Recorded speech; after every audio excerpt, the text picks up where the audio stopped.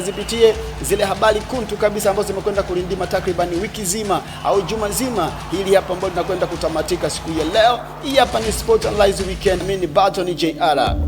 Michuano ya Mapinduzi bwana imeendelea kutimua vumbi huko kunako visiwa vya Karafuu Zanzibar.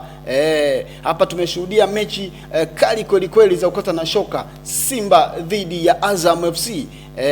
Bwana Azam ameondoka tena na ushindi mwingine baada ya kumtandika hasimu wake. Hii inaitwa Mzizima Dabi. Mara ya 3 mfululizo Simba naokota kwenye nyavu kutoka kwa Azam. Sasa je, huu ni uteja ama ni nini tena? Hatuelewi. Hili jambo mitaa ya Msimbazi pale limepeleka mshike ambao haueleweki. Wanajaribu kufikiria sasa kwa nini Azam naye sasa anaanza kutuokotesha kwenye nyavu sasa mara ya 3 sasa, na dhahiri shairi sasa Azam anatinga kunako finali ya michuano hiyo. Lakini mechi ya pili tukamshuhudia Young Africa dhidi ya Singida, huku Yanga akimwadhibu Singida. Na Yanga moja kwa moja sasa anatinga finali ya michuano hiyo ambayo inafanyika huko Zanzibar. Na dhahiri shairi sasa Simba dhidi ya Singida kukichapa kutafuta mshindi wa 3 kunako michuano hii hapo inayoendelea huko visiwani Zanzibar. Sasa nikupeleke pia mitaa ya Jangwani pale tukaangalie nini kinachoendelea.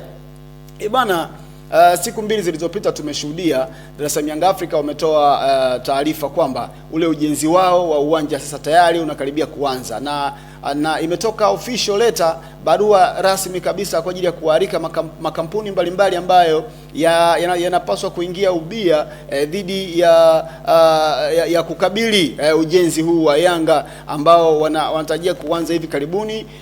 Bwana, unajua bwana, klabu kubwa kama Dar es Salaam Young Africa ikikosa uwanja lazima mtu jiulize kuna nini. Lakini sasa unaona na wao wameamka sasa, kumeiva mitaa ya Jangwani sasa.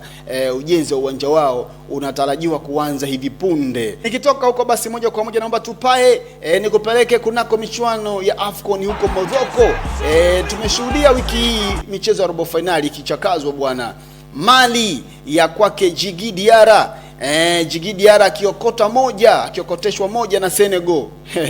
Hapa Senegal wametinga kunako nusu finali ya michuano hii hapo baada ya kumuondoa Mali kwa goli 1-0. Lakini pia mechi nyingine ambao watu imewaacha hoi kweli kweli, ambao walikuwa wanatarajia na matumaini mengi sana yalikuwa ni Kameruni atasonga mbele dhidi ya wenyeji Morocco, kifuatiwa mwendelezo wao wa performance yao imekuwa ni butu kidogo.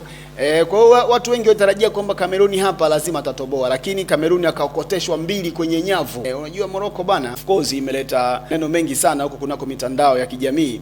Sasa mwendelezo wa performance yao ambao umeonekana unakwenda kwa kujivuta sana. Hata Tanzania kumondoa kwenye michuano hii hapo imetokea jambo ambalo Watanzania hawajalielewa kabisa, na wapenda soka kote duniani na ulimwenguni ambao wameshuhudia mchezo huo.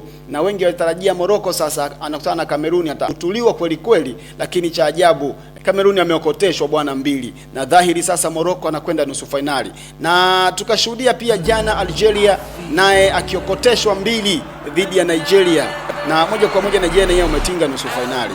Na huku mechi ya mwisho ikihitimisha michezo ya robo finali ilikuwa ni Egypt dhidi ya Cote d'Ivoire.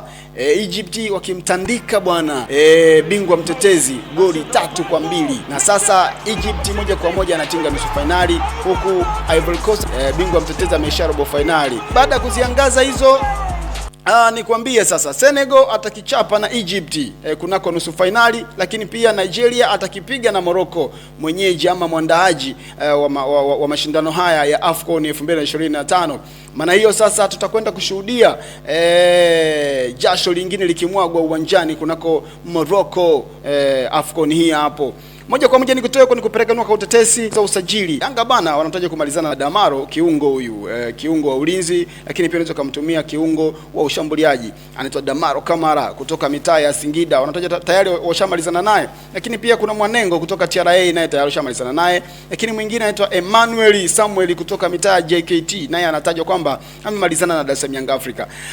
Lakini pia kuna usajili za kimataifa. Kuna Alan Okello kutoka Vipers, naye anatajwa tayari. Engineer ameshamalizana naye, alipanda ndege, this time amepiga picha, zimeonekana akiwa na rais wa Vipers wakikamilisha deal hila hapo. Lakini pia mshambuliaji striking force ya timu ya taifa ya Angola anaitwa Depu, majina yake kamili anaitwa Laurindo Dilson Maria Aurelio.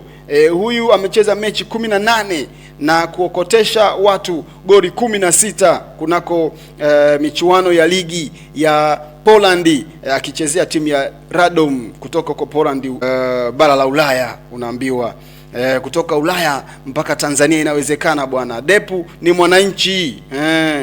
Lakini pia nikupeleke mitaa ya Simba pale.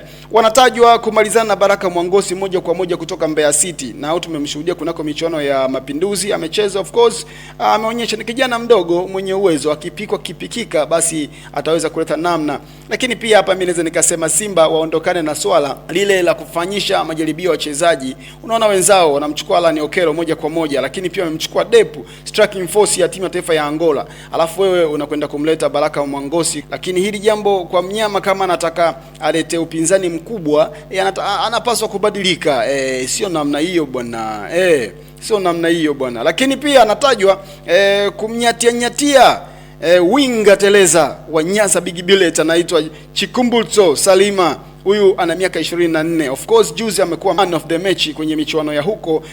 Of course ni kijana fulani ambaye dribbling yake iko vizuri, footwork iko vizuri, anaonekana. Lakini sasa huwezi jua akija mitaa ya Simba pale chochote kitu kinaweza kutokea. Washakuja mastaa wakubwa na wakaprove wrong na wengine wakafeli kabisa.